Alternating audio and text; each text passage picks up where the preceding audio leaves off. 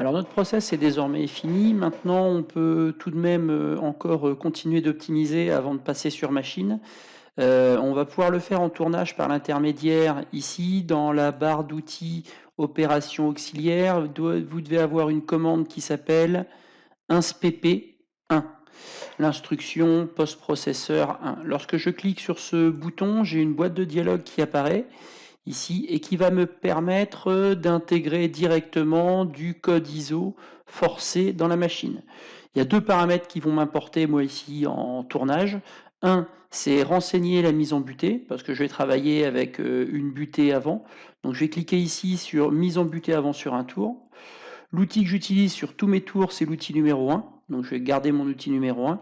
Et mon outil venant se positionner sur mon brut, et mon origine programme étant fixée sur mon brut, il va venir en Z0. Donc là, quand ma boîte elle est apparue ici, j'ai juste à cliquer sur validation des données. Et OK. Et je retrouve en tête de mon programme la macro qui a été ajoutée. Si je double-clique dessus, je vois qu'en fait, dedans, c'est de l'apt qui va être généré par mon programme et qui va automatiquement être inséré en tête de mon programme.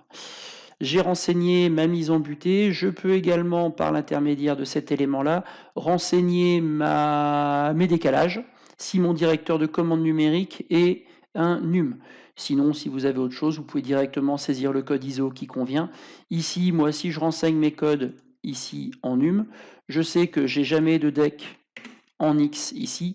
Et en fonction des directeurs de commande numérique, vous avez différents codes qui sont valables. Moi, je les ai schématisés comme étant deck Y et deck Z. J'ai noté que dans tous les cas, on renseignera la même valeur en Z et en Y. Donc ici, vous faites votre calcul de décalage, vous l'affichez. Ici, on va mettre 100 mm. L'essentiel, c'est que vous mettiez la même valeur dans les deux cases et vous validez. Attention, ici, on est en millimètres, première chose. Donc vous pensez bien ici à être en millimètres. Et on est sur une macro visuelle basique. Donc si vous n'avez pas une valeur entière, si vous avez du 100,5, il faut bien me mettre une virgule ici, sinon la macro ne fonctionnera pas. Si ici on va tester, on va mettre 100.5, vous avez ici un message d'erreur qui me dit que la valeur n'est pas numérique. Donc ici, je mets bien ici une virgule et validation des données. L'instruction post-processeur va se trouver au début de mon programme, clac, et la retrouver ici.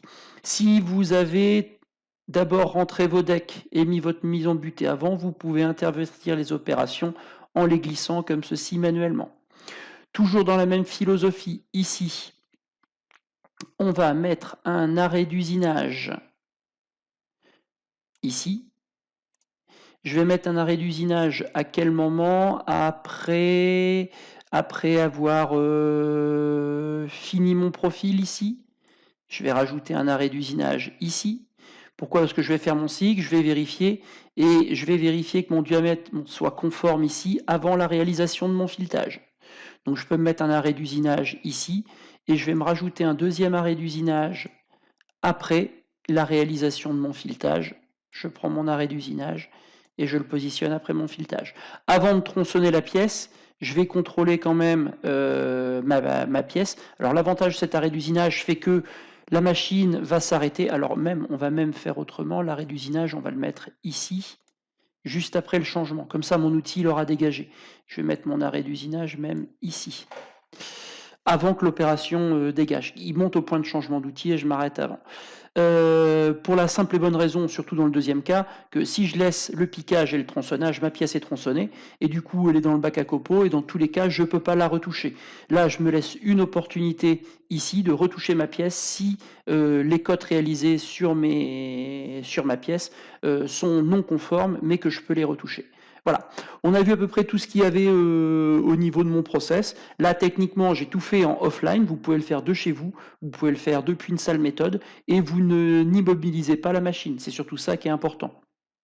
Et j'ai pu arriver post-process, et j'ai plus qu'à venir sur la machine et générer le code. Voire même ici, je peux même générer le code maintenant. Si je fais ici, fichier, gestion des enregistrements, je suis bien au bon endroit, on va enregistrer, on va propager, OK. Je vais générer mon code, exécution, OK. Si je visualise maintenant décalage et mise en butée, insérer. Je vois au début de mon programme ici, je vois toutes les lignes qui correspondent à mes décalages. Je vois ensuite que j'ai une mise en butée qui vient se faire. Et on doit retrouver dans notre programme, normalement, avant le changement d'outil, après le changement d'outil ici, il fait, j'ai bien mon changement d'outil, clac, clac, et ici, paf, j'ai bien mon arrêt d'usinage qui est notifié ici. Donc j'ai bien un arrêt d'usinage. J'avais un deuxième arrêt d'usinage qui avait été mis après mon filetage, j'ai bien mon deuxième arrêt d'usinage qui apparaît ici. Voilà. Ça me permet d'avoir un arrêt d'usinage, donc je peux ouvrir la porte de la machine sans avoir à relancer mon cycle et me repositionner, faire un retour au numéro de séquence ou à me positionner sur la ligne et refaire démarrer mon programme depuis le début. Voilà. On a terminé avec l'initiation ou la description des cycles qu'on pouvait retrouver en tournage.